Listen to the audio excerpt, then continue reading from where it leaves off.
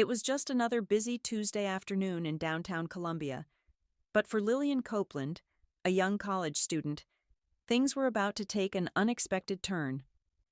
After a long day of classes, she walked into McDonald's, hoping to grab a quick bite before heading back to her dorm to study. But as she waited for her order, something felt off. Other customers, who came in after her, were served first, and as the minutes ticked by, her frustration grew. After 15 minutes, she politely asked the cashier about her order, but instead of an apology, she was met with indifference. Lillian tried to stay calm, but when she requested a refund, the cashier's rude response escalated the situation.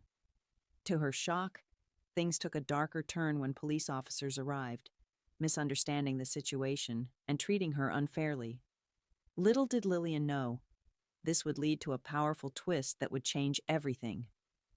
It was a typical Tuesday afternoon in downtown Columbia, and Lillian Copeland, a hardworking college student, had just finished a long day of back-to-back classes. Exhausted and eager to focus on her studies, she stopped by McDonald's for a quick meal before heading back to her dorm.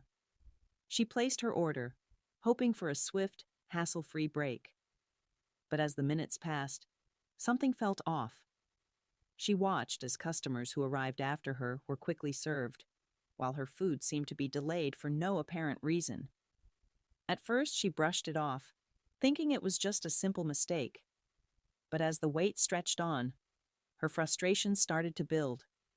The feeling of being ignored intensified, and what was supposed to be a quick stop was beginning to feel more like an ordeal. After waiting for what felt like an eternity, Lillian decided to approach the counter.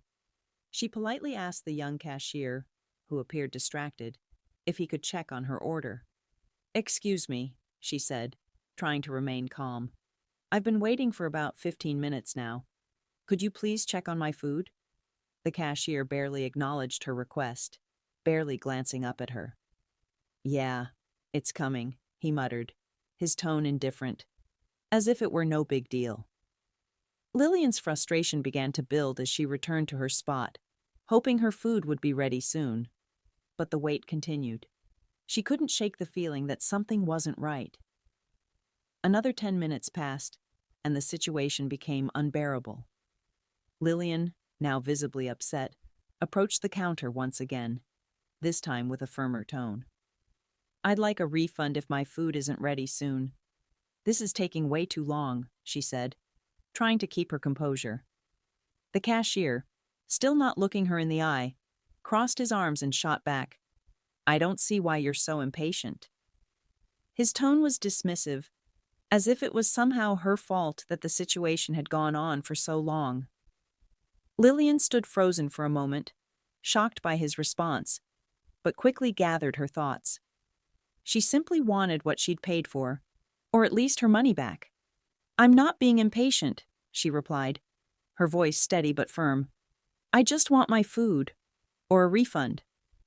Instead of apologizing or offering a solution, the cashier's attitude only became colder, making it clear he wasn't interested in resolving the situation. This time, Lillian's patience had run out, and the tension in the air was thickening rapidly. Just as Lillian was about to ask for a manager, she heard the unmistakable sound of sirens outside. To her shock, 2 police officers, Brad Larson and Tommy Hayes, walked through the door, their stern expressions immediately drawing the attention of everyone in the restaurant. Lillian stood frozen, confused.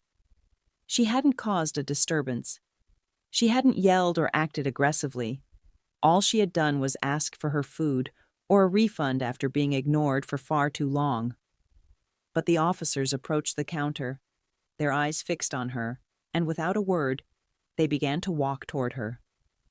Lillian, still calm but now feeling more and more out of place, tried to explain. "I haven't done anything wrong," she said, her voice steady. "I've just been waiting for my food, and when I asked for a refund, the cashier was rude to me. I just want what I paid for." But the officers weren't interested in hearing her side. Officer Larson raised his hand dismissively.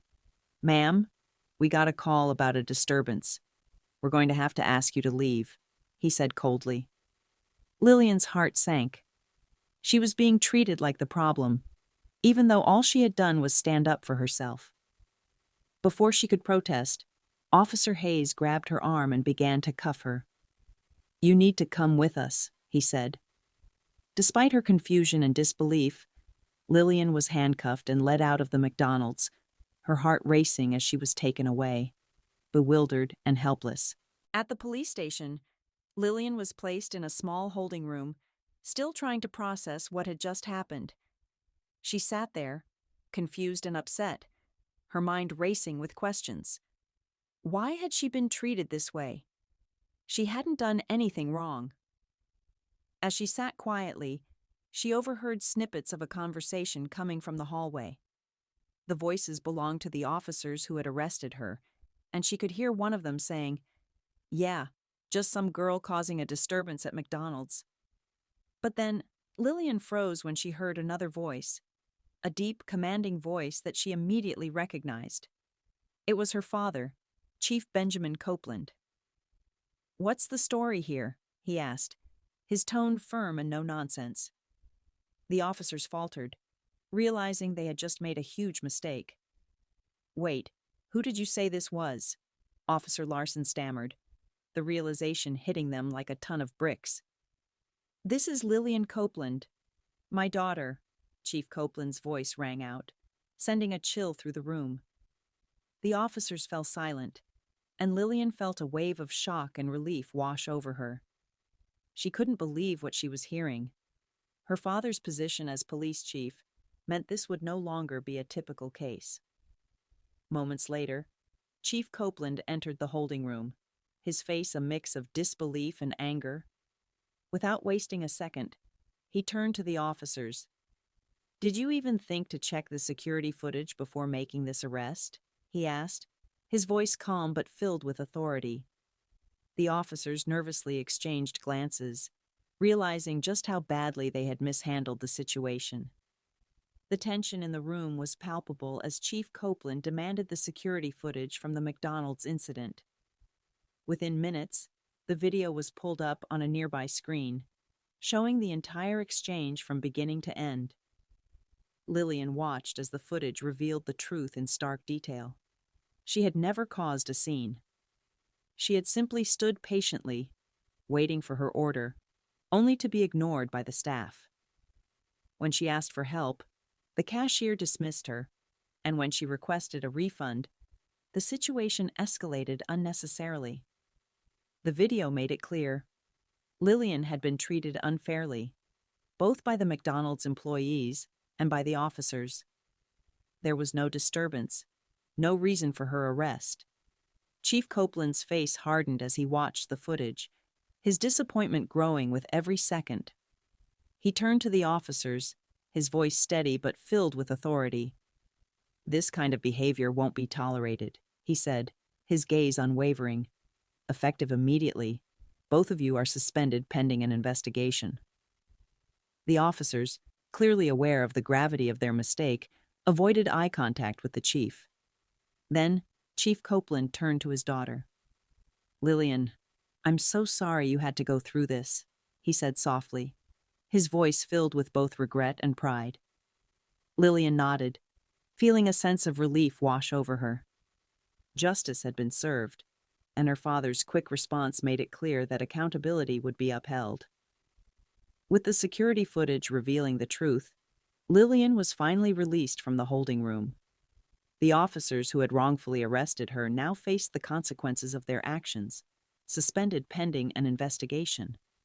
As she walked out of the police station with her father, she felt a wave of relief and vindication.